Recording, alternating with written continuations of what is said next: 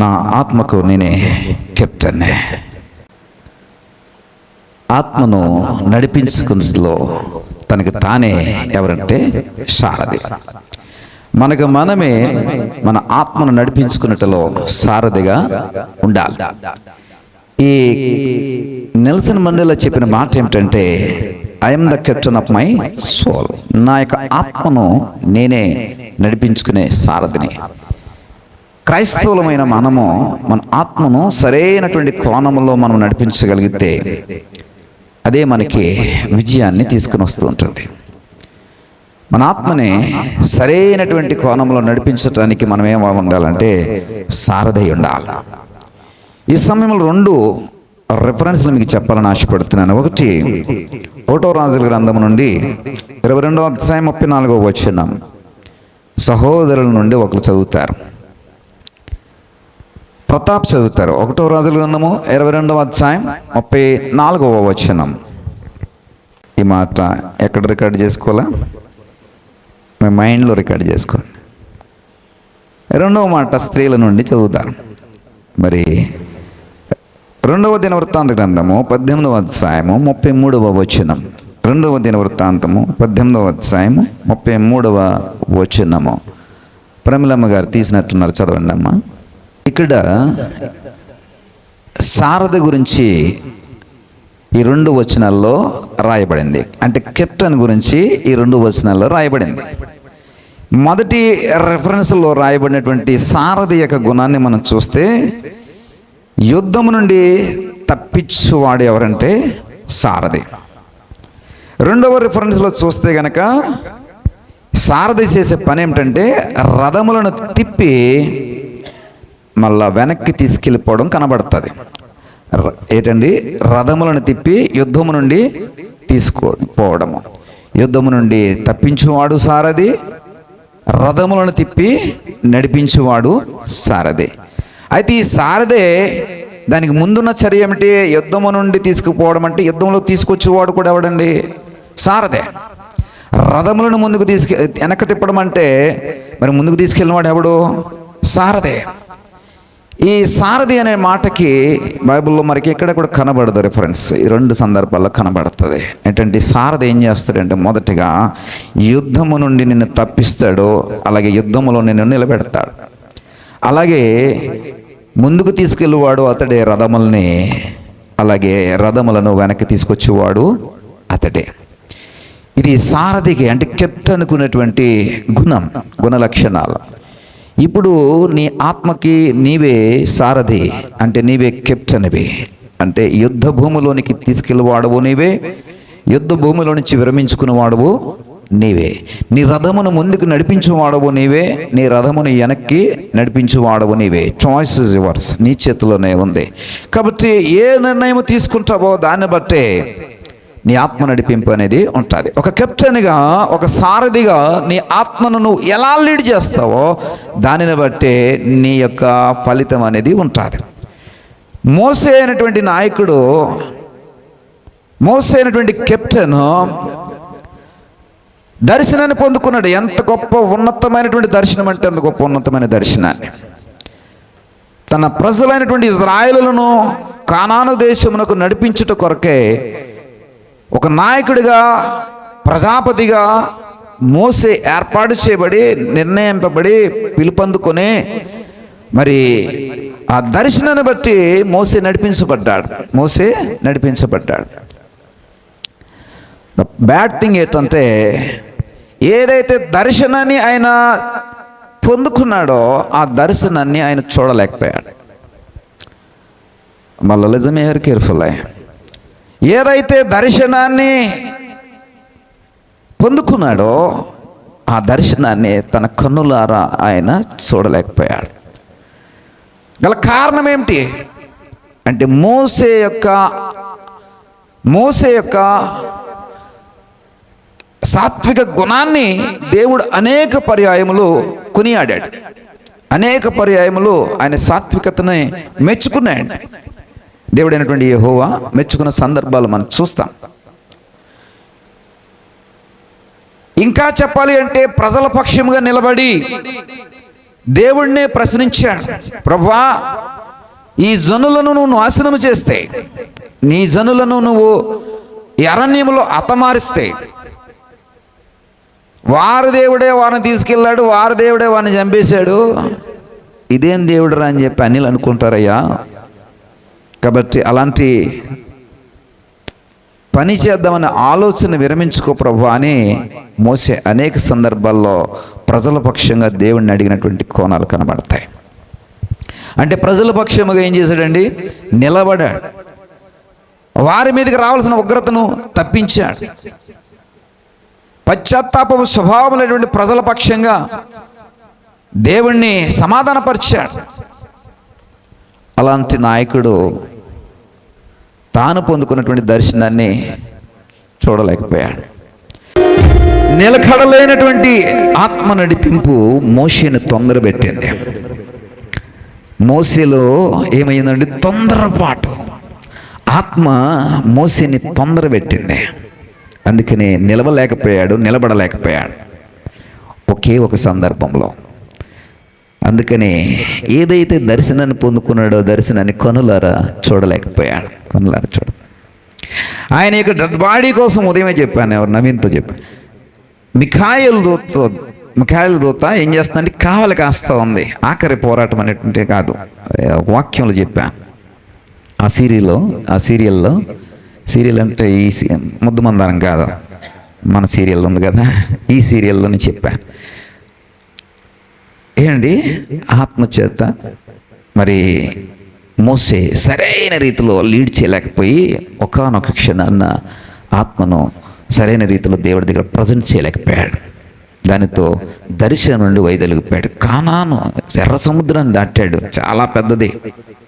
కానీ 2 అడుగులు వేస్తే దాటేయగలిగేటువంటి కానాన్ని దాటలేకపోయాడు. ఎందుకంటే ఆత్మ సరైన రీతిలో లీడ్ చేయకపోవడాన్ని బట్టి. ఏలియా యొక్క సవాలు నువ్వు చూస్తే కనుక వెరీ రీసెంట్లీ దీనికోసం మనం మాట్లాడుతున్నాం. యెజబెలుతో సవాలు విసిరాడు, నీ రక్తము కుక్కలు నాకుతాయని. ఛాలెంజ్, హై పవర్ఫుల్ ఛాలెంజ్ అండి అది. ఒక రాణిని హై పవర్ఫుల్ ఛాలెంజ్తో సవాలు విసరడం. అక్కడ రాణి మాట నడుస్తోంది. ఒకప్పుడు భారతదేశంలో ఇందిరాగాంధీ మాట చలమనేది. ఎంత పవర్ఫుల్ అంటే అంత పవర్ఫుల్. ఒక స్త్రీ ఇంత శక్తివంతంగా దేశాన్ని పాలించగలదా అని ప్రూవ్ చేసుకున్నటువంటి వ్యక్తులలో స్త్రీ ఇందిరాగాంధీ చాలా పవర్ఫుల్గా మనకు కనబడుతూ ఉంటారు. ఎవరు చేయలేనటువంటి సాహసం చేసింది ఏంటంటే ఎమర్జెన్సీని ప్రకటన చేసి ఎమర్జెన్సీని భారతదేశం మీద అనౌన్స్ చేసింది. అదే ఆమెకి మచ్చగా మిగిలిపోయింది. నేటికి ప్రత్యర్థులు లేదా అపోజిషన్ వారు ప్రశ్నిస్తూ ఉన్నారంటే ఆమె అనౌన్స్ చేసిన ఆ ఎమర్జెన్సీ ఆ కాలాన్నే ప్రశ్నిస్తూ ఉంటారు. ఆవిడకి ఎలా ఉండిపోయిందండి? మాయని మచ్చగా ఉండిపోయింది. ప్రియ సహోదరుడా, సహోదరి, ఇక్కడ యెజబెల్ అంతే పవర్ఫుల్ లేడీగా, రాణిగా చలమనవుతున్నటువంటి కాలము. ప్రవక్తలు, ఇజ్రాయెల్ దేశపు ప్రవక్తలు కూడా ఆమెకి లొంగిపోయి ఆమె యొక్క చట్టానికి లొంగిపోయి భయపడిపోతున్నటువంటి రోజులలో సవాలు విసినటువంటి వాడు ఏలియా. కానీ ఆమె యొక్క పతనాన్ని కానీ ఆమె యొక్క సంతానం యొక్క పతనాన్ని కానీ ఏలియా కనులారా చూడలేదు. సవాలు విసిరాడో కానీ ఏమైందండి? ఆత్మను లీడ్ చేసుకున్నట్లో నిలబడలేకపోయాడో, భయపడిపోయి పారిపోయాడో. దేవుడు ఎంతో అతన్ని మళ్ళా నార్మల్ స్థితికి రావాలని ప్రయత్నం చేశాడో, మరలా ప్రయత్నం చేశాడో.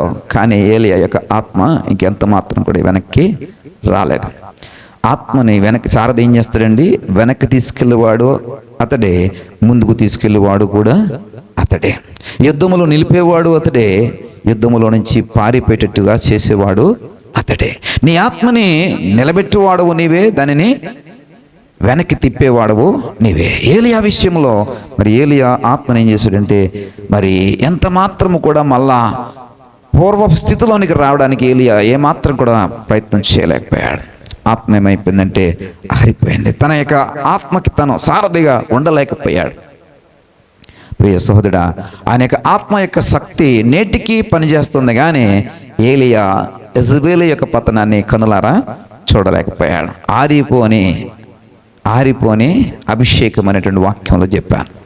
ఆరిపోని అభిషేకం. ప్రియ సహోదరుడా, సహోదరి,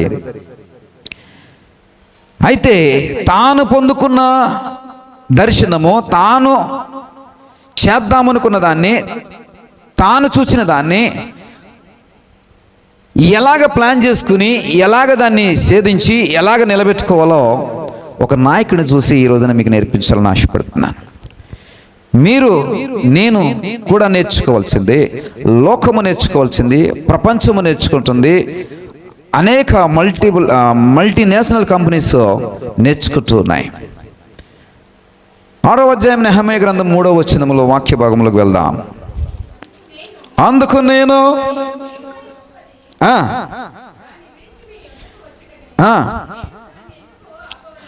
నేను చెయ్యి పని గొప్పది, దానిని నేను ఎందుకు ఆపవలెను?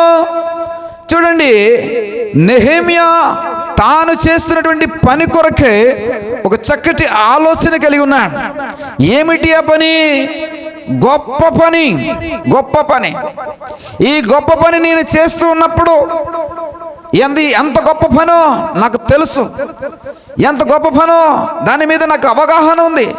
ఇది ఎంత గొప్ప పనో నేను ఎరిగి ఉన్నాను. కాబట్టి ఈ పని నుండి నేను దిగి రాలేను. ఎందుకు నేను ఆపాలి? ఎందుకు నేను దిగి రావాలా? నెహెమ్యా చెప్తున్నటువంటి ఈ మాట ప్రపంచాన్ని వెలిగిస్తోంది. నేడు నిన్ను వెలిగించగలిగితే నీ ఆత్మకు నీవే సారథివి. నేడు నువ్వు వెలిగించబడగలిగితే నీ ఆత్మకు నీవే సారథివే. ప్రియ సహోదరుడా, సహోదరి, నేను చేసే పని గొప్పది. ఎజ్రా యెరూషలేము మందిరాన్ని కట్టించాడు. కానీ మందిరానికి ఏం లేదంటే ప్రాకారం లేదు, గోడలు లేవు, ప్రహారీ గోడ లేదు, దానికి గుమ్మములు లేవు, అవన్నీ కూడా కాల్చివేయబడ్డాయి. ప్రియ సహోదరుడా, సహోదరి, ప్రాకారం లేని పట్టణం ఏమవుతుందటండి? పాడైపోతుంది. ఈ బాధ ఎవరిని కలిసి వేసిందంటే నెహెమ్యాని కలిసి వేసింది. అయ్యో, మందిరం ఉంది కానీ ఏమి లేదు, ప్రాకారము లేదు. నీ జీవితాన్ని నువ్వు ఆలయముగా మలుచుకుని మందిరంగా ఏర్పరచుకుంటున్నావు, కానీ నీకు ఏమి లేదంటే ప్రాకారము లేదు. నీ జీవితం అనే మందిరాన్ని కాపాడుకోవడానికి, సంరక్షించుకోవడానికి సరైనటువంటి ప్రాకారమును నిర్మించుకోలేకపోతే నీ ఆత్మ ఎలా ఉంటుందండి? చంచలమైన స్థితిలోనే ఉంటుంది. చక్కటి క్రైస్తవ జీవితం, అందులో ఏ సందేహం లేదు. Your lord is Jesus Christ, అందులో ఏ విధమైన సందేహము లేదు. నువ్వు గర్వంగా సగర్వంగా చెప్పుకోవచ్చు. ఏమనంటే my lord is Jesus Christ. ఒకసారి చెప్పండి, my lord is Jesus Christ. నీ యజమానుడు లేదా నీ యొక్క దేవుడు, నీ యొక్క లార్డ్ అంటే ఓనర్ ఎవరంటే జీసస్ క్రైస్ట్ అని గొప్పగా గర్వంగా చెప్పుకోవడానికి దేవుడు నీకు గొప్ప జీవితాన్ని ఇచ్చాడు. అందులో ఏ సందేహము లేదు. ఎందుకని గొప్ప? నీ దేవుడు గొప్పవాడు కాబట్టి నీవు గొప్పవాడు. నిన్న మొన్న చెప్పాను, ఎవరితోనో చెప్పినట్టు గుర్తు. మనము కలిగి ఉన్న యజమానుడి గురించి మనం గొప్పగా చెప్పుకోవాలా. మనము కలిగి ఉన్నటువంటి సేవకుడి గురించి మీరు గొప్పగా చెప్పుకోవాలా. మనం పనిచేస్తున్నటువంటి ఆ కంపెనీలో ఆ కంపెనీ యొక్క యజమానుడి గురించి గొప్పగా చెప్పుకోవాలా. మనం పనిచేస్తున్నటువంటి డిపార్ట్మెంట్ గురించి ఎలా చెప్పుకోవాలా? గొప్పగా చెప్పుకోవాలా. సహోదరుడా, సహోదరి, ఆ డిపార్ట్మెంట్ గురించి ఘనమైన రీతిలో అనౌన్స్ చేయాలా. మన ఒక సహోదరి హెబ్రోను సహవాసంలో సహోదరి పరిచయం అవుతే ఆ సహోదరి చెబుతుంది, నేను హెల్త్ డిపార్ట్మెంట్లో పనిచేస్తానండి. చాలా గర్వంగా అతిశయంతో చెప్తోంది. గవర్నమెంట్ జాబ్ అండి, హెల్త్ డిపార్ట్మెంట్ అండి. హెల్త్ డిపార్ట్మెంట్లో ఏం చేస్తావు కాదు, కానీ సకారంగా చెప్తుందండి అంటే హెల్త్ డిపార్ట్మెంట్ అని. ప్రియ సహోదరుడు, ఆ సహోదరి, నీవు చేసే పని ఏదైనాను ఏం చేయాలండి? సగర్వంగా చెప్పుకోగలగాలి. చివరికి సులభ కాంప్లెక్స్ని నిర్మించినటువంటి దాని యజమానుడి పేరు నాకు ఏమవుతున్నా ఇప్పుడు చెప్పాలని చెప్తున్నాను, గుర్తు రావట్లేదు. అతడు కూడా సర్వంగా చెప్పగలడేటంటే అతడు ఒక పాకివాడు, కానీ అతని ఆలోచన భారతదేశం అంతటా కూడా ఏమొచ్చిందండి, సులభ కాంప్లెక్స్ వచ్చింది. ఈ రోజున నీవు ఎక్కడైనా మల విసర్జన చేయాలంటే గౌరవప్రదంగా వెళ్ళి మల విసర్జన చేయడానికి సులభ కాంప్లెక్స్లు ఉన్నాయి అంటే దానికి గల కారణము ఆ వ్యక్తే. ప్రియ సహోదరుడు సహోదరి సగర్వంగా చెప్పుకోగలుగుతాడు, నేను పాకివాడిని అని. మనం ఏ పని చేసినానో దాని యొక్క ఆలోచన విధానాన్ని బట్టి దాన్ని మనం సగర్వంగా చెప్పుకోగలం. మన దేవుడు అతిశయించదగినటువంటి దేవుడు కాబట్టి మన దేవుడి గురించి మనం ఎలా చెప్పుకోవాలంటే గర్వముగా అతిశయంగా చెప్పుకోవాలి. ప్రియ సహోదరుడు సహోదరి, దేవుడు నీకు చక్కటి జీవితాన్ని ఇచ్చడంలో ఏ సందేహం లేదు. ఎందుకంటే ఆయన గొప్పవాడు కాబట్టి నీకు కూడా గొప్ప జీవితమే. అయితే దీన్ని కాపాడుకున్నట్లో సరైన ప్రాకారం నీకు లేకపోతే, ఈ ప్రాకారము లేకపోతే పట్టణం ఏమైపోతుందండి, పాడైపోతుంది. ఈ ప్రాకారం లేకపోతే నీ జీవితము ఏమైపోద్దండి, పాడైపోద్ది. ఆ వచనములో 2వ భాగంలో చెప్తాడు, దేవోక్తి లేని ఎడలా. ఇక్కడ పట్టణానికి ప్రాకారం అయితే నీ జీవితానికి ఏంటంటే దేవోక్తి. నీ జీవితానికి ఏంటండి, దేవోక్తి. అంటే బైబుల్ చెప్తున్న మాటే దేవోక్తి, దేవుడు చెప్తున్న మాటే దేవోక్తి, ఇందులో రాయబడిన మాటే దేవోక్తి. లేని ఎడలా నీ జీవితం అయిపోద్దండి, పట్టణం ఏ విధంగా అయితే పాడైపోద్దు మన జీవితాలు కూడా అలాగే పాడైపోద్ది, అందులో ఏ సందేహం లేదు. కాబట్టి చక్కటి మందిరాన్ని అయితే ఎజ్రా నిర్మించగాడు, కానీ దానికి ప్రాకారం లేకపోవడం వలన అది పాడైపోతాం. ప్రాకారమునకు గుమ్మములు ఏర్పాటు చేయాలా. గుమ్మములు దేనికి చిహ్నమో తెలుసా? గౌరవానికి. గుమ్మాలు దేనికండి? ఒక పట్టణానికి వెళ్ళినప్పుడు ఆ సింహద్వారాన్ని చూస్తే ఆ పట్టణం యొక్క కీర్తి ఏమిటో మనకు అర్థమవుతుంది. ఒకని ఇంటికి వెళ్ళినప్పుడు ఆ ఇంటి యొక్క ద్వారబంధాన్ని చూస్తే ఆ ఇంటి ఘనమైన స్థితి మనకు అర్థమవుతుంది. ఏదండి, మెయిన్ డోర్ ఎంత ఘనమైన రీతిలో ఉంటుందో నీ ఇంటి యొక్క ఘనత అంత ఘనమైన రీతిలో ఉంటుంది. ప్రియ సహోదరుడా సహోదరి, గుమ్మము దేనికి చిహ్నం అండి? గౌరవానికి చిహ్నం. మన సహోదరుడు ఒక ఫ్రెండ్ నన్ను వాళ్ళ గృహ నిర్మాణంలో ఉన్నటువంటి గృహానికి తీసుకెళ్ళి చూపిస్తూ ఉన్నాడు. మీ ఇంటిని చూసే నా కూతురు అడిగింది, నా కూతురు MBBS మెడిసిన్ కౌన్సిలింగ్లో మా ఇంటి దగ్గర ఉంది, 2 రోజులు 3 రోజులు ఉంది కదా. నా కూతురు చెప్పినటువంటి దాన్ని బట్టే మీ ఇంటిని చూసి నేనేం చేశానంటే నా ఇంటిని కట్టానని సగర్వంగా చెప్తున్నాడు. ఆ గుమ్మములు అన్నీ కూడా ఇదిగో మీ ఇంటి దగ్గర ఉన్నటువంటి గుమ్మాలనే నేను మాదిరిగా తీసుకొని చేయించుకున్నానని చెప్తున్నాడు. గుమ్మములు దేనికి ప్రతిష్ఠ అంటే గౌరవాన్ని సూచిస్తూ ఉంటాయి. కాబట్టి ప్రాకారములు లేవు, ప్రాకారపు గుమ్మములు లేవు. ఇప్పుడు ప్రాకారము దేనికండి? రక్షణకు నిలయమంటే, రక్షణకు సాదృశ్యతగా ఉంటే గనక గుమ్మాలు దేనికి సాదృశ్యంగా ఉందంటే గౌరవానికి సాదృశ్యంగా ఉంది. ఈ 2 లేవు. యెరూషలేములో మందిరం ఉంది, కానీ ఈ 2 లేకపోవడం వల్ల దానికి ఏం లేదంటే రక్షణ లేదు, గౌరవము కీర్తి లేకుండా పోయింది. మన జీవితాలకి క్రైస్తవ్యం అనే ముద్ర వేయబడింది, కానీ మన జీవితాలకి ఏం లేకపోతుందంటే రక్షణ. మన జీవితాలకి రెండవది ఏం లేదండి, గౌరవప్రదమైనటువంటి స్థితి లేదు. ప్రియ సహోదరుడా సహోదరి, ఈ మాటలో శ్రద్ధగా ఆలకించండి. క్రైస్తవుడు ఎలా ఉండాలా? గౌరవప్రదంగా ఉండాలి. క్రైస్తవుడు ఎలాగే ఉండాలంట? మినిమం గ్యారంటీతో బ్రతకాల. మినిమం గ్యారంటీ అంటే రక్షణతో బ్రతకాల, అంటే ప్రొటెక్టెడ్గా బ్రతకాల. నీ దేవుడు అంత గొప్ప దేవుడు అనే విశ్వాసం నీలో అణువణువున పనిచేస్తూ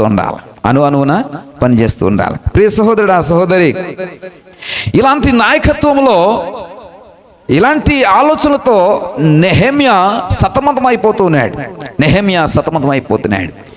ఆ పట్టణవాసులు, ఆ ఊరి వారు నెహెమ్యాకి వర్తమానం తీసుకొచ్చారు. ఏమిటంటే, అయ్యా ప్రాకారాలు కాలిపోయి, ప్రాకారాలు పాడైపోయి, ఏం చేయగలము అనేటువంటి ఒక సమాచారాన్ని నెహెమ్యాకి తీసుకొచ్చినప్పుడు నెహెమ్యా దాన్ని విన్నాడు.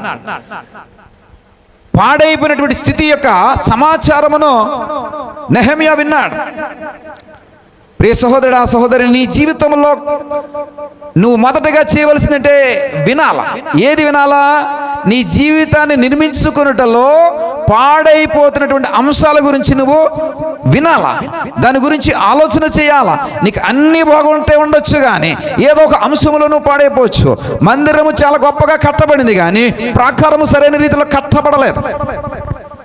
నీ జీవితము క్రైస్తవ జీవితమే, బాప్తిసము తీసుకున్నటువంటి జీవితమే, కానీ సరైన రీతిలో కట్టబడట్లేదు, సరైన రీతిలో దానికి రక్షణ లేదు, సరైన రీతిలో దానికి గౌరవం లేదు.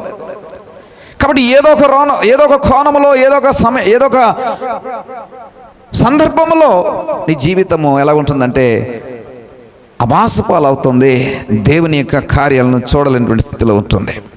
ప్రియ సహోదరుడా, సహోదరి, ఇప్పుడు ఈ నెహమ్యా ఒక బానిస. ఇతని మాట ఎవరు వినరు. బానిసగా పనిచేసేవాడి మాట ఎవరైనా వింటారా? పాలేరు పని చేస్తుంటాడు మాట ఎవరైనా వింటారా? పాలేరు కంటే కూడా బానిస చాలా దుర్భరమైంది, పాలేరే చాలా తక్కువ అంటారు. బానిస ఇంకా తక్కువ, చాలా నీచముగా చూస్తారు. బానిస బ్రతుకులు చాలా చిందరవందరగా ఉంటారు. బానిసతో ఇష్టానుసారమైన పనులు చేయించుకుంటారు, పనికిరాని పనులు చేయించుకుంటారు. బానిసతో ఏం చేస్తారండి? అడ్డమైన పనులన్నీ చేయిస్తూ ఉంటారు. అంత దౌర్భాగ్యకరమైనటువంటి జీవితం ఎవరిదంటే బానిస. కానీ ఈ నెహమ్యా రాజుగారి దగ్గర ఏమేమి చేస్తున్నాడంటే గిన్నె అందించే ఉద్యోగం చేస్తున్నాడు, ద్రాక్షరసం అందించే ఉద్యోగం చేస్తున్నాడు. అదేమి గొప్ప ఉద్యోగమేమి కాదు, అది కూడా చాలా సాధారణమైన చిన్న ఉద్యోగమే. ప్రియ సహోదరుడా, చిన్న ఉద్యోగం చేస్తున్నటువంటి నెహమ్యాలో ఏమి కలిసి వేసిందండి? యెరూషలేము గురించినటువంటి సమాచారం కలిసి వేసింది. అతడు విన్నాడు, వెంటనే దాని గురించి ఆలోచన చేశాడు. వెంటనే దాని గురించి ఆలోచన చేశాడు. ఒక ఆత్మను నడిపించుకుని నీవు, ఆత్మను లీడ్ చేసే నీవు నీలో ఉన్నటువంటి లోపాల గురించి వినాలా, అంతేకాదు దాని గురించి నువ్వు ఆలోచన చేయాలా. ఎందుకు ఇలా జరుగుతుంది? ఎందుకు నాలో ఆశీర్వాదము కరువవుతుంది? ఎందుకు నాకు ఈ విధమైనటువంటి పరిస్థితులు అలుముకుంటున్నాయి? ఎందుకు నా జీవితానికి సరైనటువంటి సంరక్షణ లేకుండా పోయింది? ఎందుకు గౌరవం లేకుండా పోయింది? ఎందుకు సరైనటువంటి రక్షణ నేను అనుభవించలేకపోతున్నాను? ఆలోచన చేయాలి. నెహమ్యా ఆలోచన చేస్తున్నాడు. ఈ ఆలోచన ఏమై ఉన్నదంటే 2వ అధ్యాయం నెహమ్యా గ్రంథంలో రాయబడి ఉంటుంది. 2వ అధ్యాయం 2వ దినవృత్తాంతాల తర్వాత ఎజ్రా ఉంటుంది, ఎజ్రా తర్వాత నెహమ్యా ఉంటుందండి. 12వ వచనం చూడండి. దేవుడు నా హృదయమందు పుట్టించిన ఆలోచన అని ఉంటుంది. ఏంటండి ఇది? దేవుడు నా హృదయమందు పుట్టించిన ఆలోచన. ఎవరు పుట్టించారండి ఈ ఆలోచన? దేవుడు పుట్టించాడు. కాబట్టి ప్రియ సహోదరుడా, సహోదరి, నీ క్రైస్తవ జీవితాన్ని నిర్మించుకుంటున్నప్పుడు నీ ఆలోచనలన్నీ కూడా దేవుడు పుట్టించే ఆలోచనలుగా ఉండాలి. దెయ్యపు ఆలోచనలు నీలో ఉండకూడదు, అపవాదిక ఆలోచనలు నీలో ఉండకూడదు. ప్రియ సహోదరుడా, సహోదరి, అవన్నీ కూడా ఎలా ఉండాలండి? దేవుడు నీకు ఇస్తున్నటువంటి ఆలోచనలుగా ఉండాలి. నెహమ్యా ఈ సమాచారం విన్నాడు, ఆలోచన చేశాడు. ఈ ఆలోచన ఏ ఆలోచన అయి ఉందండి? దేవుని యొక్క ఆలోచన అయి ఉంది. ప్రియ సహోదరుడా, సహోదరి, మన జీవితంలో దేవుని యొక్క ఆలోచనలకి మనం ఎంత అవకాశం ఇస్తున్నాం? నీ వాక్యము నీకు ఖచ్చితంగాను ఖండితముగాను చెప్తా ఉంది. నీ వాక్యము నీతో ప్రతి ఆదివారం మాట్లాడుతోంది, ప్రతి సందర్భంలో మాట్లాడుతోంది. మరి ఈ వాక్యము నీతో మాట్లాడుతూ ఉన్నప్పుడు వినినటువంటి నీవు ఏ విధమైనటువంటి ఆలోచనలతో నువ్వు వెళ్తూ ఉన్నావు? ఏ విధమైన ఆలోచనలతో దేవుని సన్నిధికి వస్తున్నావు? ఏ విధమైన ఆలోచనలతో నీ జీవితాన్ని మార్చుకునే ప్రయత్నం చేస్తున్నావు? ఏ విధమైనటువంటి ఆలోచనలతో నీ జీవితాన్ని కట్టుకునే ప్రయత్నం చేస్తున్నావు? ప్రియ సహోదరుడా, సహోదరి, నెహమ్యా ఈ మాటలు విన్నాడు. 2వది ఏంటండి? ఆలోచన చేశాడు. 3వది ఏంటంటే ప్రార్థన చేశాడు. వెంటనే దేవుని సన్నిధిలోకి పోయి విజ్ఞాపన చేసిన వాడిగా కనబడతాడు. 1వ అధ్యాయంలో విజ్ఞాపన వినిన వాటిని గమనించాడు, లోపభూయిష్టమైన వాటి గురించి తెలుసుకున్నాడు, ఆలోచన చేశాడు, ఏమి చేయాలో అని ఆలోచన చేశాడు. దాని గురించి ఏం చేశాడంటే ప్రార్థన చేశాడు. ఒక ఆత్మను నడిపించుకుని నీవు లోపాలను గ్రహించుకుని నీ జీవితంలో ఉన్నటువంటి లోపాలను, పొరపాట్లను, అతిక్రమాలను గ్రహించి వెంటనే నువ్వేం చేయాలని ప్రార్థన చేయాలి. ఒక నెహమ్యా మాదిరి ఒకటి కాదు, రెండు కాదు ప్రియ సహోదరుడు ఆ సహోదరి, నెహెమియా 4 నెలలో ప్రార్థన చేశాడు. ఎన్ని నెలలు అండి? 4 నెలలు. దానికి గల కారణం 4 నెలలని వివరణ అవసరం లేదని కూర్చున్నాను. ఎందుకంటే 2వ అధ్యాయంలో చూసినట్లయితే నీసాను మాసమందు రాజుని కలిశాడు. 1వ అధ్యాయం 1వ వచనంలో క్లిస్సేపు మాసముననే రాయబడింది. అంటే క్లిస్సేపు ఎన్నో నెల? 9వ నెల. 9వ నెల. బైబిల్ క్యాలెండర్లో క్లిస్సేపు అనే నెల ఎన్నో నెలగా వస్తుందండి? ఎన్నో నెలగా వస్తుందండి? నేను చెప్పాను కదా 9వ నెల చెప్పండి అంతే. ఇక మీకు అంతకు మించి శాస్త్రం లేదు మీ దగ్గర. కాబట్టి క్లిస్సేపు మాసం ఎన్నో నెల? 9వ నెల. ఈ మొదటి మాసము నిసాన్. ఇప్పుడు 9వ మాసం నుంచి నిసాన్ మాసం రండి. ఎన్ని నెలలు ఉంది మధ్యలో? 9, 10, 11, 12, 5వ నెల నిసాన్ అనమాట. అంటే అర్థమైందా మీకు? డిసెంబర్ నుంచి వెనక్కి వెళ్ళండి. ఎన్ని నెలలు? 4 నెలలు వెనక్కి వెళ్ళండి. సెప్టెంబర్, అక్టోబర్, నవంబర్, డిసెంబరు, జనవరి కదా, అంటే 4 నెలలు. 9వ నెల నుంచి జనవరికి మధ్యలో ఎన్ని నెలలు ఉన్నాయి? 4 నెలలు. ఈ 4వ నెలలో కూడా రాజును కలవడానికి ఎప్పుడు కలిశాడు? నిసాన మాసం అందు కలిశాడు. కాబట్టి 4 నెలలో ఏం చేశాడంటే ఉపవాసం ఉండి ప్రతిరోజు ఏం చేశాడంటే అడుగుతూ అడుగుతూ అడుగుతూ వచ్చాడు. దేని గురించి అండి? విన్న వాటి కోసమో, పాడైపోయిన వాటి కోసమో, కాల్చివేయబడిన వాటి కోసమో. ఏమైందండి? యెరూషలేము యొక్క గోడలు కాల్చివేయబడ్డాయి. అంటే వారి యొక్క గౌరవం కాల్చివేయబడింది. జనుల యొక్క గౌరవం కాల్చివేయబడింది. వారి యొక్క కీర్తి కాల్చివేయబడింది. వారికి సరైనటువంటి రక్షణ లేనటువంటి ఈ పరిస్థితి నెహెమియా చూస్తున్నాడు. కాబట్టి ఇప్పుడు ఏం చేయాలంటే ప్రార్థన చేయాలి. 1 కాదు, 2 కాదు, 4 నెలలు ప్రార్థన చేసినటువంటి అనుభవాన్ని నెహెమియా మనం చూస్తున్నాం. ప్రియ సహోదరుడా సహోదరి, ఈ రాజు ఈ 4 నెలల ఉపవాస ప్రార్థన బట్టి ఏమైపోతామండి? మనం బక్క చిక్కే కళ్ళు లోపలికి పోయి మనం చేసే ఉపవాస ప్రార్థన అయితే ఏమి చిక్కిపోం. కానీ ఎందుకని? పొద్దుటి సాయంత్రం కలిపి సాయంత్రం తినేస్తాం. మనం ఉపవాసం ఉంటాం, అందులో సందేహమే లేదు. పొద్దు టిఫిన్ ఉండాలనుకో, మూత పెట్టి ఉంచే ఎప్పటికి? సాయంత్రం వరకు. మధ్యాహ్నం చికెన్ ఉండాలనుకో, మూత పెట్టి ఉంచే ఎప్పటి వరకు? సాయంత్రం వరకు. టిఫిన్, మధ్యాహ్నం భోజనం, మళ్ళా సాయంత్రం మళ్ళీ ఉంటుంది కదా. ఈ 3 కలిపి ఎప్పుడు కొడేస్తారు? సాయంత్రం కొట్టేస్తారు. కొట్టినప్పుడు ఏం పెరుగుతుందండి?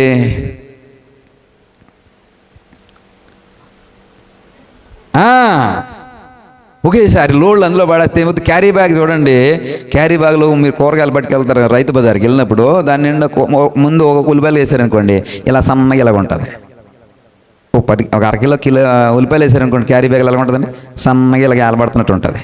కొద్దిసేపటికి టమాటాలు వేస్తారు, కొద్దిసేపటికి మళ్ళా పొటాటో వేస్తారు, కొద్దిసేపటికి మళ్ళా వంకాయలు వేస్తారు, ఆ తర్వాత బీరకాయలు వేస్తారు. అవన్నీ వేసినట్టుగా క్యారీ బ్యాగ్ ఏమవుతుంది?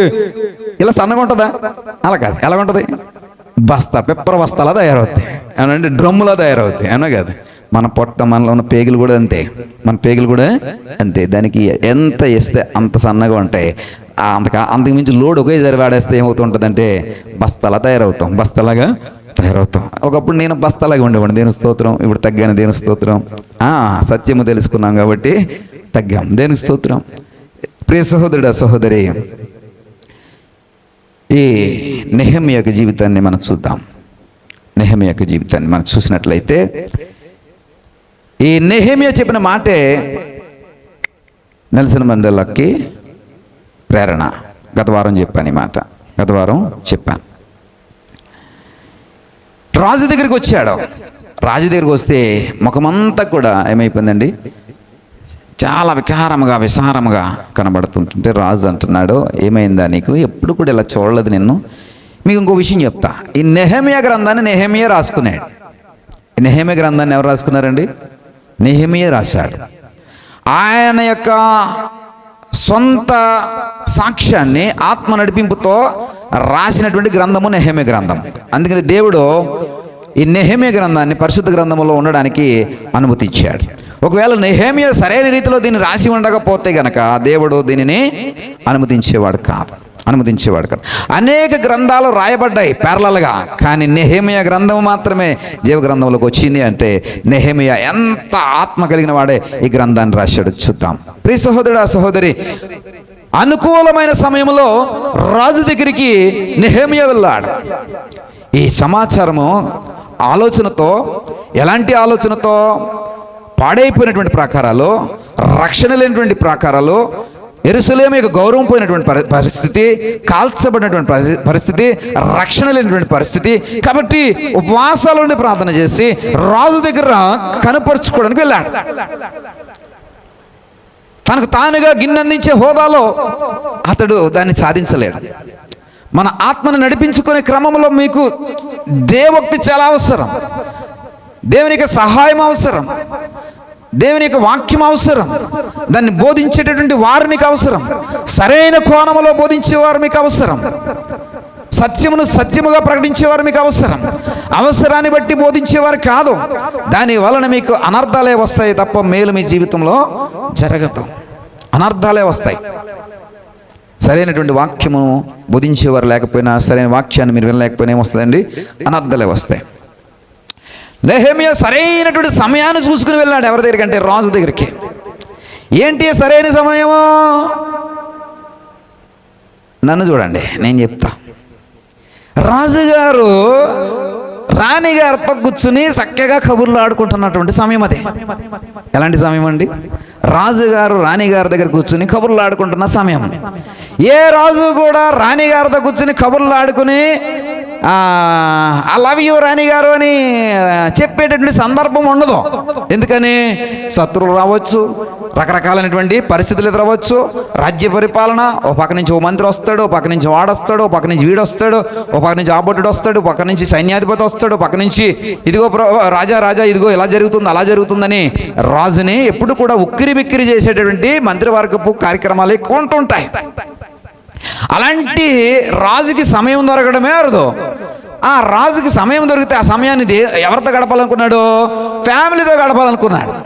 ఫ్యామిలీ అంటే భార్యతో గడపాలనుకున్నాడు. ఆ సమయంలో ఎవరు వెళ్ళారండి?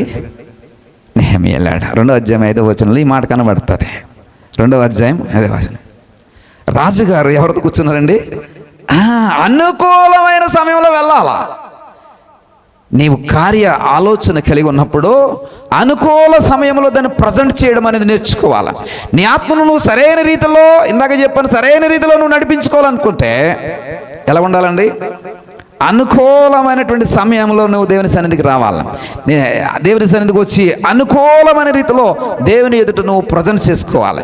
దేవుని ఎదుట సరైన రీతిలో ప్రజెంట్ చేసుకోగలిగితే దేవుడు నీకు అనుకూలమైనటువంటి సమయాన్ని ఇచ్చి సమాధానాన్ని ఇచ్చి పంపిస్తాడు. ప్రియ సహోదరుడు, అనుకూలం. నెహెమ్యా ఇవన్నీ కూడా గమనిస్తూ ఉన్నాడు. రాణిగారితో కూర్చున్నటువంటి సమయాన్ని గ్రహించినటువంటి నెహెమ్యా రాజుగారి దగ్గరికి పోయి రాజుగారి దగ్గర తన యొక్క పరిస్థితిని వ్యక్తపరిచాడు. ప్రియ సహోదరుడు, సహోదరి, చాలామంది ఏమనుకుంటారంటే రాణిగారు ఉన్నారు, వద్దులు, రాణిగారు గయ్యాలది. ఇప్పుడు రాజుగారికి చెప్తే రాణిగారు ఏమంటారు?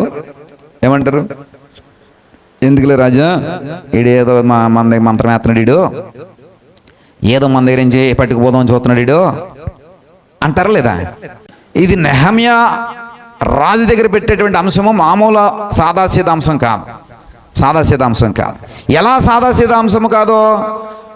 రాజు అడిగినప్పుడు, అయ్యా నా పరిస్థితి ఇది, ఇలాగున్నప్పుడు నేను ఎలాగుండకపోతే ఎలా ఉంటాను అని అడుగుతున్నాడు. అంటే రాజు దగ్గర చెప్పేటటువంటి అంశం ఎలా ఉన్నదంటే చాలా అవసరతతో కూడినటువంటిది, చాలా తీవ్రతతో కూడినటువంటిది. నెహెమ్యా రాజు దగ్గర తన యొక్క తీవ్రమైనటువంటి ఆవేదన వ్యక్తం చేస్తున్నప్పుడు అనుకూల సమయాన్ని చూసుకుని రాజు దగ్గర ప్రజెంట్ చేశాడు.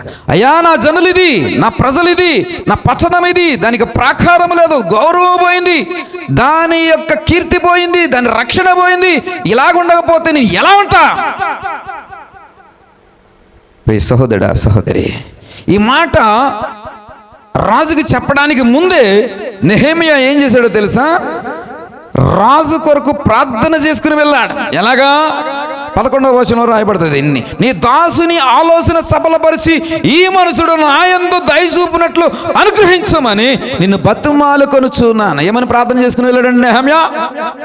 ఈ మనుషుడు ఏ మనుషుడో? రాజు కోసము ప్రార్థన చేసుకుని వెళ్ళాడు. వినండి, ఏ విధమైనటువంటి ఆలోచన నెహెమ్యా కలిగి ఉన్నాడో అదే ఆలోచన రాజు ఎదుట పెట్టడమే కాదు, ఆ ఆలోచనకు తగినట్టుగా రాజు నిర్ణయం తీసుకోవాలని ప్రార్థన చేసి వెళ్ళాడు. నెహెమ్యా చేసినటువంటి ప్రార్థన రాజును కదిలించాలి. నెహెమ్యా ఒక ఆలోచన కలిగి ఉన్నాడు. ఏం ఆలోచన? దేవుని యొక్క ఆలోచన. ఈ ఆలోచన ఎగ్జాక్ట్గా అదే జరగాలి. మోసే తన యొక్క ఆలోచనని తన కనులారా చూడలేకపోయాడు. ఏలియా ప్రవచించాడు, కానీ ప్రవచించినటువంటి ఆ ప్రవచనపు స్థితిని ఏలియా తన కనులారా చూడలేకపోయాడు. నెహెమ్యా తన కనులారా చూడడానికి ఎప్పుడో కట్టబడబోతున్నటువంటి ఆ గోడలు, ఎప్పుడో నిర్మించబడబోతున్నటువంటి ఆ గోడల గురించిన ఆలోచన ఎలాగ ఆలోచన చేస్తున్నాడు తెలుసా? అది రాజు సబలపరచాల. రాజు దగ్గర పెట్టినప్పుడు రాజు అంటున్నాడు, ఓహో, నువ్వు విచారము కలిగి ఉండడానికి ఇదా కారణమో? సరే, దానికి ఎన్ని రోజులు పడుతుంది అన్నప్పుడు నెహెమ్యా చెప్పాడు, దీనికి ఇంతకాలము పడుతుందని. ఎంతకాలం అండి? ఎంతకాలము? ఇది మైండ్లో పెట్టుకోండి. ఇది ఇంతకాలము అంటే నెహెమ్యాకి ఒక చక్కటి ఆలోచన ఏంటంటే, తాను చేయాలనుకున్నటువంటి పని ఎన్ని రోజులు పడుతుంది, దానికి సమయం ఎంత పడుతుంది, దాన్ని ఏ విధంగా నిర్మించాలి, దానికి కావలసింది ఏంటి, ఆ సమయం ఏంటో ఒక అంచనాతో వెళ్ళాడు. ఇది ఆలోచన. రెండవది, సరే నీకు సెలవు ఇస్తున్నాను పో, కానీ రాజా నాకు కావాలి ఏమిటంటే, దానికి కావలసినటువంటి సామాగ్రి కావాలా, నీ దగ్గర నుండి నాకు ఒక లేఖ రావాలా. ఈ లేఖ ఈ ఫారెస్ట్ ఆఫీసర్కి చూపిస్తే ఫారెస్ట్ ఆఫీసర్ ఏం చేయాలా? కలపంతా ఫ్రీగా ఇచ్చేయాలా. రాజా నువ్వు లెటర్ ఇస్తే ఆ లెటర్ పట్టుకెళ్ళి చూపిస్తే, ఈ నేను పోతూ ఉన్నప్పుడు ఎదురవుతున్నటువంటి రాజుల సహితము నాకేమివ్వాలా? జాగా ఇవ్వాలా, లేకపోతే నాకు పోవడానికి అవకాశం ఇవ్వాలా. అలాంటి లెటర్ కావాలి నాకు. అంటే ఎంతటి ఆలోచన నెహెమ్యా కలిగి ఉన్నాడు చూడండి. నెహెమ్యా ఆలోచన కలిగి ఉండడమే కాదు, ఒక చక్కటి ప్రణాళిక కలిగి ఉన్నాడు. నీ ఆత్మను నడిపించుకునేటప్పుడు ఆలోచన కలిగి ఉండు. నీ జీవితాన్ని వచ్చే సంవత్సరం నువ్వు ఎలా చూడాలనుకుంటున్నావు? నీ పిల్లల్ని ఏ విధంగా చూడాలనుకుంటున్నావు? నీ పిల్లల యొక్క భవిష్యత్తుని ఎలా చూడాలనుకుంటున్నావు? మీ యొక్క ఆర్థిక స్థితిగతులను ఎలా చూడాలనుకుంటున్నావు? నీ అభివృద్ధిని ఎలా చూడాలనుకుంటున్నావు? సంఘములో నీ యొక్క స్థితిని ఎలా చూడాలనుకుంటున్నావు? ఇవన్నీ ఓ చక్కటి ఆలోచన మీకు ఉండాలి. తిన్నామా పడుకున్నామా కాదు, చక్కటి ఆలోచన ఉండాలి, ప్రణాళిక ఉండాలి. నెహెమ్యా ఎన్ని రోజులు పడుతుందయ్యా అంటే, ఇన్ని రోజులని అతను చెప్పాడట. ఇన్ని రోజులనే మాట చెప్తాను తర్వాత. ప్రియ సహోదరుడా సహోదరి, ఇన్ని రోజులు ఏమిటండి? దేవుడి యొక్క ఆలోచన. నెహెమ్యా దానికి ఏమేమి కావాలనో ఒక లిస్టు తయారు చేసుకున్నాడు. ఎంతటి కలప కావాలో, ఎంత ఇటుక కావాలో, ఎంతటి పనివారి కావాలో, ఎంతటి సైన్యం కావాలో. నెహెమ్యా అడుగుతున్నాడు రాజుని, అయ్యా నీ మిలిటరీ నాకు కావాలా? ఇప్పుడు నెహెమ్యా వెళ్తూ ఉన్నప్పుడు నెహెమ్యా గుండా అంటే గుండాలు కాదు, నెహెమ్యా కూడా సైన్యం వెళ్తూ ఉన్నప్పుడు, ఈ సైన్యం వెళ్తూ ఉంటారు. అంటే సైన్యం అంటే సిపాయిలు, ఇంకా అందులో సైన్యాధిపతి, అందులో ఇంకా మరి సేనాధిపతులు, ఇంకా ఎవరు ఉంటారు, వాళ్ళందరూ ఉంటారు కదా. వీళ్ళందరూ ఎవరు కూడా వెళ్ళాలా? ఇవన్నీ చేయడానికి ఒక గిన్నె అందించుకోవడానికల్ మీరు వెళ్ళండి అంటే లైక్ చేస్తారా? లైక్ చేస్తామా? మనం చెప్పండి. రాజుగారి దగ్గర ద్రాక్షరసం అయిపోయింది, ఎవరైతే తాగాలనుకుంటున్నాను రా సార్, అయ్యగారు ద్రాక్షరసం పోతానండి అన్నాడు అని ఉద్యోగం ఇస్తారా? గౌరవిస్తారా? సైన్యము గౌరవించరు. ఆయన కూడా పోండి, రాజే చెప్పాడు ఈ రాజుకి ఏం పని లేదురా, ఈడెవడ ఏదో చెప్తే ఈడు కూడా పొమ్మంటున్నాడు, రాజుకి ఏం పని లేదని మనసులో అనుకుంటారు, ఏదో వెళ్తామని చెప్పి వెళ్తారు తప్ప అతడు సరైన గౌరవాన్ని ఇవ్వరు. గమనించండి. ఇలాంటి పరిస్థితుల్లో రాజు ఇతనికి అవసరమైన సామాగ్రిని, అవసరమైనటువంటి ప్రణాళికను, అవసరమైనటువంటి అన్నీ కూడా ఏమేమి కావాలో ఒక చక్కటి ఆలోచనతో వచ్చినటువంటి నెహమ్యాని రాజు ఏం చేశాడో తెలుసా? గవర్నర్గా మార్చాడు. దేనికండి? యూదా దేశమునకు గవర్నర్గా మార్చాడు. ప్రియ సహోదరుడు, ఆ సహోదరి, ఆ స్లైడ్ చూడండి, నన్ను గవర్నర్ అనే స్లైడ్ ఉంటుంది. అలాగండి, 1 కాదు 2 కాదు. అంటే రాజు దగ్గరికి పోయిన తర్వాత, రాజుదేవ మాట్లాడిన తర్వాత నెహమ్యా వెంటనే వెళ్ళిపోలేదు. నెహమ్యా వెంటనే వెళ్ళిపోలేదు. నెహమ్యా చూసినట్లయితే 5వ అధ్యాయంలో కనబడతాయి.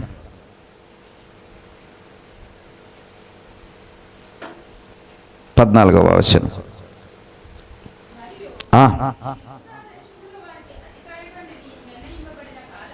చదవండి. నేను యూదా దేశములో వారికి అధికారిగా నిర్ణయింపబడిన కాలము మొదలుకొని, అనగా అర్తహసస్త రాజు ఏలుబడి ఉందో 20వ సంవత్సరము మొదలుకొని, ఎన్నో సంవత్సరం అండి? 20వ సంవత్సరం మొదలుకొని 32వ సంవత్సరం వరకు, అనగా ఎన్ని సంవత్సరాలండి? 12 సంవత్సరములు ఎలా ఉన్నాడండి? గవర్నర్గా. ఇంగ్లీష్ బైబిల్ రాయబడింది గవర్నర్గా. ఇక్కడ అర్త అసస్త ఏ సంవత్సరం అండి? 2వ అధ్యాయం ప్రారంభోచనంలో చూద్దాం. అర్తహసస్త రాజు ఏలుబడి కాలమున 20వ సంవత్సరంలో, అంటే రాజు 20వ సంవత్సరంలో ఏలుబడి చేస్తున్నటువంటి ఆ కాలంలో నెహెమ్యా నియమించబడ్డాడు అధికారిగా. ఎలాంటి అధికారం అండి? యూదా దేశమునకు గవర్నర్గా. అక్కడి నుండి ఎన్ని సంవత్సరాలండి? 12 సంవత్సరాలు. ఈ 12 సంవత్సరాలు నెహెమ్యా యొక్క జీవిత విధానాన్ని రాజు చాలా స్పష్టంగా గమనించాడు. ఏమిటి నెహెమ్యా కనపరిచినటువంటి జీవిత విధానం అని చూస్తే, 12 సంవత్సరములు అధికారికి రావలసిన సొమ్మును నేను కానీ, వాట్ వండర్ఫుల్, నేను కానీ నా బంధువులు కానీ నేను తీసుకోలేదు. ఏమేమి ఇస్తారేటండి గవర్నర్కి జీతం? ఏమేమి ఇస్తారు? మన రాష్ట్ర గవర్నర్కి జీతం ఎంత ఇస్తారు? ఊరకనే general knowledge question, competitive exams prepare అయ్యే వాళ్ళు చెప్తారేమో అని. లేరా ఎవరైనా కాంపిటేటివ్ ఎగ్జామ్స్కి? దేవుని స్తోత్రం. మేము చదువుకునేటప్పుడు 90,000 ఉంటుంది గవర్నర్కి, ఒక 20 సంవత్సరాల క్రితం. ఇప్పుడు 90 అంతేనా అనుకోండి. బంగ్లా ఉంటుంది, జీప్ ఉంటుంది, సెక్యూరిటీ ఉంటుంది, గౌరవం ఉంటుంది, ప్రతిష్ట ఉంటుంది. ఈ జీతాన్ని నెహెమ్యా కాలంలోకి వెళ్తే ఎంత ఉంటుంది? ఆ కాలానికి తగ్గట్టుగా ఉంటుంది అనుకోండి, మనకి అంత అవసరం లేదు కానీ ఊరకనే. అయితే జీతములు కానీ తను కానీ తన బంధువులు కానీ తీసుకోలేదట. ఎలా ఉంటుంది ఒకసారి చూద్దాం, ముందుకెళ్దాం. అయితే నాకు ముందుగా నుండిన అధికారులు జనుల యొద్ద నుండి ఆహారమును ద్రాక్షరసమును 40 తులముల వెండిని తీసుకుని వచ్చిరి. వారి పనివారు సహా జనుల మీద భారము మోపుచూ వచ్చిరి. అయితే దేవుని భయం చేత నేను అలాగునా. చూసారా సైడ్ వెనక అని చెప్పానా? ఎంత సైడ్ కనుక వస్తుందండి గవర్నర్కి? బోల్డ్ వచ్చేస్తుంది. నెహెమ్యా కన్నా ముందు ఉన్నటువంటి గవర్నర్లు ఏం చేశారట? ఆహారం ఇళ్ళకి తినడానికి కొరవ ఉండదు, గ్యారేజీలు వచ్చేస్తాయి అనమాట. ద్రాక్షరసము, అబ్బా మధ్యాహ్నానికి కొరవ ఉండదు. మందు, ద్రాక్షరసం అంటే మన జ్యూస్ షాపులో దొరికే ద్రాక్షరసం కాదు, మందు అంటే వైన్. రెండవది తులాల వెండి. తులం ఎంత ఉందో ఇప్పుడు? తులము వెండి, 40 తులముల వెండి. చూడండి. ఇంకా తీసుకుని వచ్చి వారి పనివారు సహా ఇలా ఏం చేస్తుంటారట? జనుల మీద భారము మోపుతూ వస్తూ ఉంటారు. అంటే జనులందరి చేత పనులు చేయించుకోవడం గవర్నర్ యొక్క డ్యూటీ. అలాంటి పని నేను ఏమీ చేయలేదు. ఎలాంటి పని? లంచము పుచ్చుకోవడం కానీ నా జీతమే నేను తీసుకోలేదు. ఇంకా మనం చూస్తే కనుక ఆ తర్వాత రాయబడి ఉంటుంది 17వ. ఇదియుగాక నేను ఈ గోడ పని చేయగా నా పనివారును ఆ పని చేయించు వచ్చిరి. భూమి సంపాదించుకునే వారము కాము, నా భోజనం బల్ల మీద మా చుట్టూనున్న అన్యజనుల నుండి వచ్చిన వారు గాక యూదులను అధికారులను మాట 150 మంది కూర్చుండిరి. నా నిమిత్తము ప్రతిదినము ఒక ఎద్దును, మళ్ళీ చదువుదాం, నా నిమిత్తము ప్రతిదినమున ఒక ఎద్దును శ్రేష్టమైన 6 గొర్రెలను సిద్ధము చేయబడిను. ఇదియుగాక కోళ్ళను 10 రోజులకు ఒక మారు నానా విధమైన ద్రాక్షరసమును సిద్ధము చేసి తిని ఈ ప్రకారంగా చేసినను. ఈ జనులు దాసత్వము బహు కఠినముగా ఉండినందున అధికారికి రావలసిన సొమ్మును నేను ఏటండి మళ్ళా చూడండి ఎంత రిజెక్ట్ చేశాడు నెహమ్యా. ఏంటండి, ఇతని కోసము ప్రతిదినమున ఏం చేస్తారు, ఒక ఎద్దుని వేస్తారు. ఎద్దంటే మనం వేస్తాం కదా కోడిని,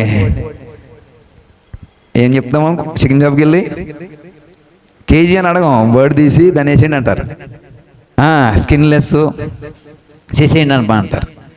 అలా వాడు ఏం చేస్తాడు, బర్డ్ తీసి మెడ తిప్పేసి పాపం దాన్ని తోలంతా తీసేసి మనకి టక్ టక్ టక్ కొట్టి ఇచ్చేస్తాడు కదా. అలాగ నెహమ్యాకి ఎద్దునే వేస్తారట. ఎద్దునే ప్రతిరోజు శ్రేష్టమైన 6 గొర్రెలు, పనికిరానటువంటి గొర్రెలు కాదు, 10 రోజులకు ఒక మారు నానా విధములైన ద్రాక్షరసం. అబ్బాయి ఈ యొక్క స్థితి అంతా చూస్తే ఎంత ఆర్భాటంతో ఉంటుంది, ఎంత జీతము, ఎంత ఖర్చు, ఇవన్నీ కూడా నెహెమ్యా ఏం చేశాడంట, వద్దనుకున్నాడట. ఎన్ని సంవత్సరాలు? 12 సంవత్సరాలు గవర్నర్గా పనిచేసి వద్దనుకున్నాడు. ఇది రాజుకు నచ్చింది, ఈ జీవిత విధానం రాజుకు నచ్చింది. 12 సంవత్సరాల తర్వాత నెహెమ్యాకి కావలసినవన్నీ కూడా సమకూర్చి నెహెమ్యాని ఏం చేస్తున్నాడండి, ఇచ్చి పంపిస్తున్నాడు. ఒక లేఖ ఇచ్చి పంపిస్తున్నాడు, రాజముద్రతో కూడినటువంటి లేఖ ఇచ్చి పంపిస్తున్నాడు. ప్రియ సహోదరుడా, సహోదరి, నీవు యొక్క ఆత్మను నడిపించుకునే క్రమంలో, నీ సారథిగా నువ్వు నీ ఆత్మను నడిపించుకునే క్రమంలో నీ ఆత్మను సరైన రీతిలో నువ్వు ప్రజెంట్ చేయగలగాలి. నీ యొక్క జీవితాన్ని సరైన కోణంలో చూపించగలగాలి. నీ ముందు అనేక అవకాశాలు ఉండవచ్చు, నీ ముందు అనేక పరిస్థితులు ఉండవచ్చు, అనేక సుఖభోగాలు ఉండవచ్చు, అనేక లోక సంబంధమైనటువంటి ఆకర్షణీయమైనటువంటి ఎన్నో ఆఫరింగ్స్ నీకు ఉండవచ్చు. కానీ నీవు దేవుని ఎదుట కనపరుచుకోవలసిన రీతిలో నువ్వు కనపరుచుకోగలిగితే, రాజు ఎదుట నెహెమ్యా ఏ విధంగా కనపరుచుకోవడానికి తన జీవితాన్ని ఒక సాక్రిఫికేషన్ అంటే ఒక త్యాగముగా కూడుకున్నటువంటి జీవితంగా కనపరుచుకుంటే దానికి తగిన ఫలాన్ని రాజు నెహెమ్యాకి ముద్ర వేసి ఇచ్చి పంపిస్తున్నాడు. ప్రియ సహోదరుడా, సహోదరి, ఇప్పుడు నెహెమ్యా ఒంటరిగానే ఈ పని మొదలుపెట్టాడు. ఒంటరిగానే చూద్దాం 2వ అధ్యాయంలో. మరి ఏ పశువును నా యొద్ద ఉండలేదో, మరియు నేను ఎక్కి ఉన్న పశువు తప్ప మరి ఏ పశువును నా యొద్ద, అంటే తను ఏదైతే ప్రయాణం చేస్తున్నాడు ఆ పశువు తప్ప నెహెమ్యా దగ్గర ఇంకేమీ లేదు. ఒంటరిగా తన యొక్క ప్రస్థానాన్ని ప్రారంభించాడు. ఒంటరిగా పనిని పూనుకున్నాడు. ఒంటరిగా తన యొక్క ఆత్మను నడిపించుకుంటున్నాడు. ప్రియ సహోదరుడా, సహోదరి, నీ ఆత్మను నడిపించుకునే క్రమంలో నువ్వు ఒంటరిగా దేవునితో పోరాటం చేయాలి. దేవునితో సరైనటువంటి కోణంలో నీ ఆత్మను కనపరుచుకోవాలి. నీ క్రైస్తవ జీవితాన్ని సరైన రీతిలో ప్రజెంట్ చేసుకోగలగాలి. ఒంటరిగానే నెహెమ్యా ఒంటరిగా కనపరుచుకుంటున్నాడు దేవుని ఎదుట, దేవుని యొక్క సన్నిధానంలో. దేవుని పని పూనుకోవడానికి ఒంటరిగానే తన పని ప్రారంభిస్తూ ఉన్నాడు. నీ కోసం 100 మంది రారు, 1000 మంది రారు, ఒక్కడిగానే నువ్వు పని ప్రారంభించాలా. ఒంటరిగానే నీ పని ప్రారంభించాలా. ప్రియ సహోదరుడా, సహోదరి, నెహెమ్యా పని పూనుకుంటున్నాడు. తనకి తోడుగా ఒంటరిగా ప్రయాణం మొదలుపెట్టిన తర్వాత తనకు తోడుగా ఆయా కుటుంబాలు, ఆయా గోత్రాల వారు రావడం మొదలుపెట్టారు. దేనికోసం అండి? ప్రాకారము కట్టడానికి. ప్రాకారము కడుతుంటుంటే తూర్పు దిక్కు నుండి చదువుదాం. నెహెమ్యా గ్రంథము 6వ అధ్యాయం.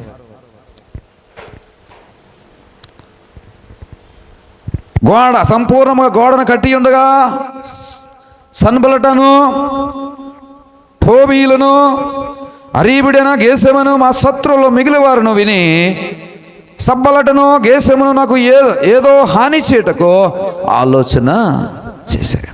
చూడండి, తూర్పు నుండి, అంటే సబ్బలట అంటే నార్త్ నుంచి వచ్చినటువంటి వ్యక్తి. యెరూషలేముకి నార్త్ అంటే ఉత్తర భాగాన ఉన్నటువంటి రాజ్యమునకు రాజు ఎవరంటే సబ్బలత్.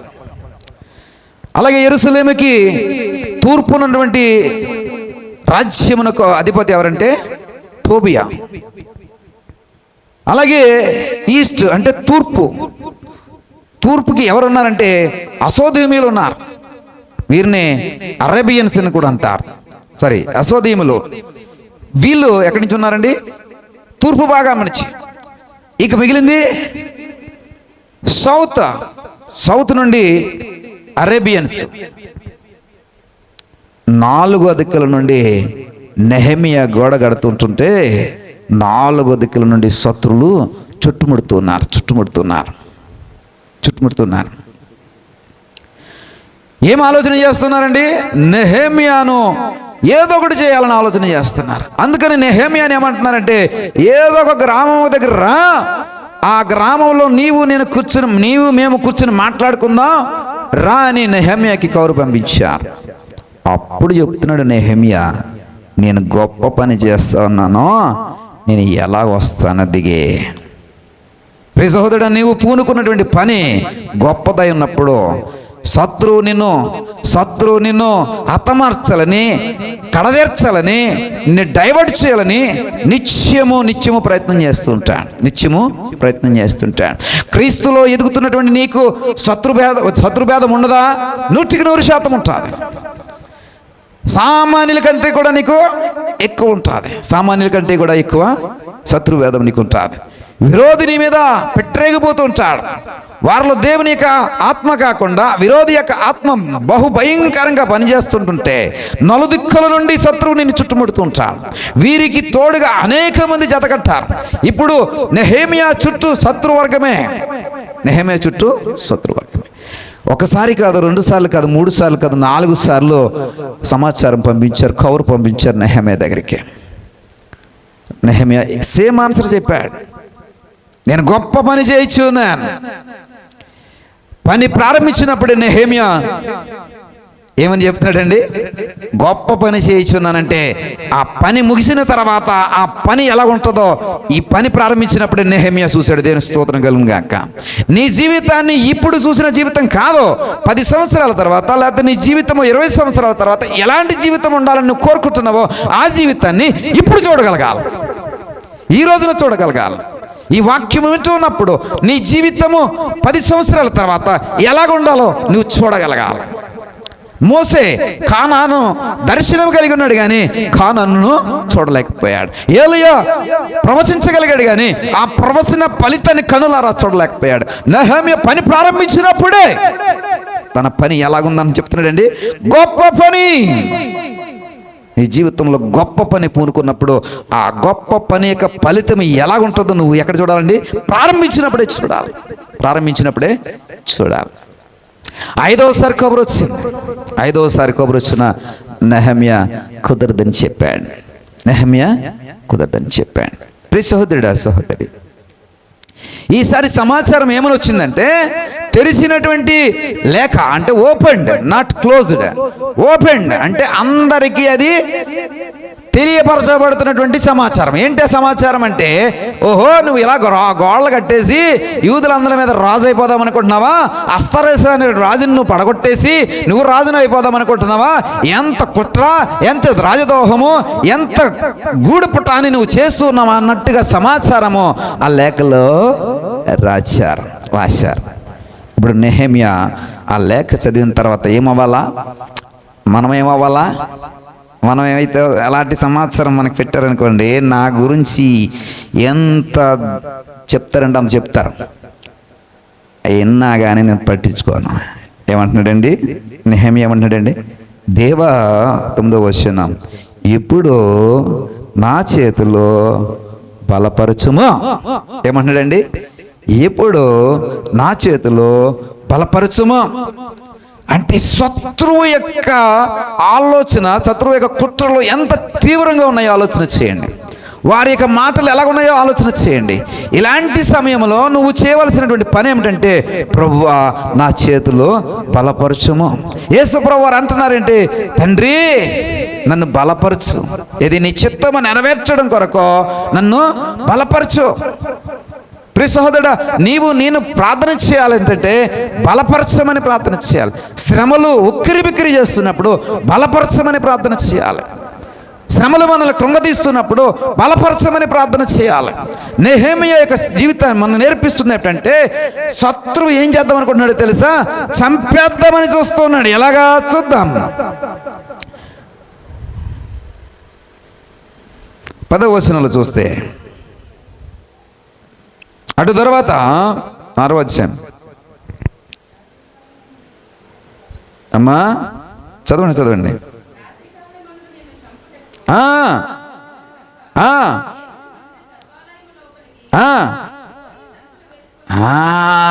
ఏమిటండి ఆలోచన? రాత్రి కాలంలో వచ్చేసి నెహెమీయాని చంపేద్దాం అనేది ఆలోచన. ఎవరిదండి? శత్రు రాజుల యొక్క, శత్రు సైన్యం యొక్క ఆలోచన. అప్పుడు నెహెమీయాతో ఉన్నటువంటి తన వారు అంటున్నారయ్యా, ఏమని అంటున్నారంటే, మనం గర్భాలయంలోకి పోదాం, గర్భాలయంలోనికి పోయి దాక్కుని మన ప్రాణాన్ని మనం కాపాడుకుందాం, గర్భాలయంలోకి పారిపోదాం అంటున్నారు. అప్పుడు నెహెమీయా చెప్తున్న మాట ఏంటో తెలుసా? నేను నా వంటి వాడు పారిపోవచ్చునా? నా వంటి వాడు పారిపోవచ్చునా? ఎక్కడి నుండి? మన్నము నుండి పారిపోవచ్చునా? శత్రువు యొక్క కుట్రల నుండి పారిపోవచ్చునా? నేను చేస్తున్నటువంటి గొప్ప పని నుండి నేను పారిపోవచ్చునా?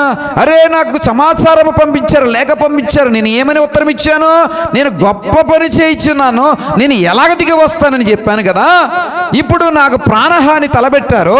ఇప్పుడు నేను గర్భాలయంలో పోయి ఎలాగ పారిపోయి ఎలాగ దాక్కుంటాను? అది నాకు తగునా? దేవుని యొక్క ఆత్మచేత రేపబడుతున్నటువంటి ఒక క్రైస్తవుడా, నీ ఎదురా మరణమే తాండవం చేస్తున్నా కానీ ఏం చేయాలంటే పారిపోవడానికి ప్రయత్నము చేయకూడదు. క్రైస్తవుడా, మరణమే ఎదురుగుండా తాండవం చేస్తుంది నెహెమీయా ఎదుట. అంటున్నాడు, నా వంటి వాడు పారిపోవచ్చునా? దేని నుండి అండి? గొప్ప పనిని విరమించి పారిపోవచ్చునా? గొప్ప సేవ చేస్తూ ఉన్నాను, నేను పారిపోవచ్చునా? నాకు అనేకమైనటువంటి ఆకర్షణలు ఉన్నాయి, నేను పారిపోవచ్చునా? ఆదివారం నాకు ఇష్టం వచ్చినట్టుగా నేను గడపవచ్చు, నేను పారిపోవచ్చునా? మీరు కూడా మీ ఆదివారాన్ని మీకు ఇష్టం వచ్చినట్టుగా గడపవచ్చు, మీరు పారిపోవచ్చునా? ఏం బోలని అవకాశాలు లేవా? ఆదివారం ఇక్కడికి వచ్చి 10 గంటల నుండి సుమారుగా 3 గంటలు ఇక్కడ మీరు గడుపుతూ ఉన్నారు కదా, మీరు పారిపోవచ్చునా? మీకు అవకాశాలు లేవా? బోలెడనే అవకాశాలు ఉన్నాయి. సహోదరి, మరణం ఎదురుగుండా వస్తున్నా కానీ నెహెమీయా ఏమంటున్నాడంటే, నేను పారిపోవచ్చునా? ఈ శత్రువుల యొక్క ఉద్దేశం ఏంటో తెలుసా? నెహెమీయా గ్రంథం 2వ అధ్యాయం 10వ వచనం చదువుకుని ముగించుకుందాం. ఇశ్రాయేలుల క్షేమము కలుగజేయుటకు ఒకడు వచ్చానని. వీళ్ళ యొక్క ఆలోచన ఏంటో తెలుసా? నెహెమీయా గురించిన ఆలోచన ఏంటో తెలుసా? ఇశ్రాయేలుల కొరకు క్షేమము చేయడానికి లేదా క్షేమము కలగజేయడానికి ఒకడు నిలబడుతున్నాడు రా. ఈ క్షేమమును మనం కనులారా చూడలేము. వీడిని వేసేస్తే ఇజ్రాయేల్ యొక్క క్షేమం ఏమైపోద్ది అంటే కనుమరుగైపోతుంది. ఇజ్రాయేలు క్షేమముగా ఉంటే మనకి నష్టం, ఇజ్రాయేల్ క్షేమముగా ఉంటే మనకి ప్రమాదం, ఇజ్రాయేల్ క్షేమముగా ఉంటే మనకి కీర్తి లేదు, ప్రతిష్ఠ లేదు. ఇజ్రాయేలు మనల్ని అణిచివేస్తారు. కాబట్టి వీడిని నిలబడేవంటి నెహెమీయాని మనం అణిచివేస్తే ఏం చేస్తామండి? నిలబడే నెహెమీయాని అణిచివేస్తే, ప్రియ సహోదరుడా సహోదరి, ఇజ్రాయేల్ అందరినీ కూడా అణిచివేసినట్లే. నిన్ను పాడు చేయాలని చూస్తే నీ కుటుంబం అంతటిని పాడు చేసేద్దామనేది శత్రువు యొక్క ఉద్దేశము. లేదా నిన్ను తప్పిస్తే చాలు, నీ కుటుంబం అంతా కూడా తప్పించబడుతుంది అనే శత్రువు యొక్క ఉద్దేశము. ప్రియ సహోదరుడు, నన్ను కించపరచాలని చూస్తే సంఘమంతటిని కూడా కించపరచాలనేది శత్రువు యొక్క ఉద్దేశము. నన్ను పాడు చేయాలని చూస్తే సంఘమును నడిపించే క్రమంలో తేడా వస్తుందని విరోధి యొక్క ప్రయత్నము. ప్రియ సహోదరుడా సహోదరి, మరణమే ఎదురుగా వచ్చిన నెహెమీయా ఏమంటున్నాడండి? నేను పారిపోవచ్చునా? ప్రియ సహోదరుడా సహోదరి, నెహెమీయా ఎంత గొప్ప పని పూనుకున్నాడు. ఏమిటో పని తెలుసా? పడిపోయిన ప్రాకారంను కట్టుట. వచ్చే వారం కాదు, ఆ పై వచ్చే వారం చెప్తా. పడిపోయిన ప్రాకారమును కట్టుట. వచ్చే వారం అపోస్తుల బోధ గురించి చెప్పాలని ప్రేరేపణ కలిగి ఉన్నాను. దీని గురించి అంది అపోస్తుల బోధ. మన యొక్క జీవితము లేదా మన యొక్క పరిచర్య అపోస్తుల బోధ. దాని మీద ఆధారంగా చేసుకుని హోలీవే సంఘమును మనం నడిపిస్తున్నాం. కాబట్టి అపోస్తుల బోధ అంటే ఏమిటి? క్రీస్తు యొక్క బోధకు అపోస్తుల బోధ ఎంత దగ్గరగా ఉంది లేదా దూరముగా ఉంది? అన్య భాషలు అంటే ఏంటి? శపశపశప రకరకరకరక అంటే ఏంటి? వచ్చే వారం చెప్పబోతున్నాం. లేచి నిలబడదాం, ప్రార్థన చేసుకుందాం. ఇన్ని రోజులని నెహెమ్యా రాజుతో చెప్తున్నాడు. అవి వచ్చే వారం కాక ఆ పై వచ్చే వారమా? ఎన్ని రోజులని? ఏ పని కోసమో అన్ని రోజులని. రేపు ఆదివారం కాక వచ్చే ఆదివారం కాక పై వచ్చే ఆదివారము ప్రకటించబడుతుంది. ప్రియ సహోదరుడా, సహోదరి, దీనికి కొనసాగింపు వేచి ఉండండి. హల్లెలూయా. మధ్యలో అపోస్తుల బోధ గురించి చెప్పబడుతుంది. కాబట్టి ఆశతో రండి, ఆసక్తితో రండి. అన్ని భాషల గురించి చెప్పబడుతుంది. అసలు ఏంటో వినండి, తెలుసుకోండి. మనము ఏ క్రమంలో ఉన్నామో గ్రహించండి. ప్రార్థన చేసుకుందాం. దయగల తండ్రి, కృపగల దేవా, మాకు ఇచ్చినటువంటి శ్రేష్టమైన సమయాన్ని బట్టి మీకు వందనాలు. ఇదిగో నేను నెహెమ్యా గొప్ప పని కొరకై తన ఆత్మను నిలుపుతున్నాడు. తనకు తానే శారదిగా తన ఆత్మను నడిపించుకుంటున్నాడు. ద్రాక్ష రసమును అందించే ఒక సాధారణమైన వ్యక్తికి ఇది అసాధారణమైన పని. కానీ గొప్ప పని చేయడానికి దేవుని యొక్క ఆలోచన చేత తన ఆత్మను రేపుకుంటున్నటువంటి నాయకుడిగా నెహెమ్యాని ఈ రోజున మాకు కనపరిచారు. మరణం ఎదురుగా ఉన్నా నేను పూనుకునే గొప్ప పని కొరకై మరణమును లక్ష్యపెట్టి మరణమునకు భయపడి నేను పారిపోవచ్చునా అని నెహెమ్యా తన దర్శనము నుండి వైదొలగకుండా దర్శనాన్ని కనులారా చూడడం కోసం ప్రారంభించినప్పుడే ఆ గొప్ప పని యొక్క ఫలితం ఎలా ఉంటుందో దర్శనము ద్వారా చూస్తూ, ఇదిగో నేను గొప్ప పని చేయించున్నానని, నేను దిగి రాలేను అని ఇదిగో నేను చెప్పుచున్నాను. మోషే కానాన్ను చూడలేకపోయాడయ్యా. ఏలియా తన ప్రవచన నెరవేర్పును కనులారా చూడలేకపోయాడు. నెహెమ్యా ప్రారంభించినప్పుడే ఆ ఫలితాన్ని గొప్పగా ప్రకటన చేస్తున్నాడు. మా జీవితం, క్రైస్తవ జీవితం, ప్రారంభించబడిన మా జీవితం ఎలా గొప్పగా కొనసాగింపబడుతుందో ప్రారంభించబడినప్పుడే మేము చూడగలగాలి. మా జీవితం ప్రారంభించబడినప్పుడే ఎలాగా ఆ కిరీటాన్ని మేము పొందుకుంటామో ప్రకటించగలగాలి. ఇదిగో ప్రభా, ఈరోజు వాక్యం ద్వారా మీరు మాతో మాట్లాడి అన్నారు.